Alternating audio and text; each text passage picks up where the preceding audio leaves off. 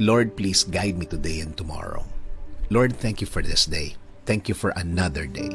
Alam ko na marami na namang opportunity ang darating sa araw na ito. Alam kong darating na ang pagkakataon na inaantay ko, Lord. Panginoon, bigyan mo ako ng direksyon ngayong araw.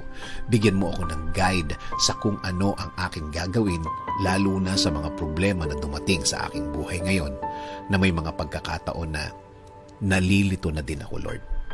Ibigay mo po sa way ko ang mga sagot at solusyon sa mga dalahin ko ngayon, Panginoon. Ilayo mo po ako sa mga pagkakataon at mga tao na naglalayo sa akin sa sagot ninyo sa aking mga problema, Lord.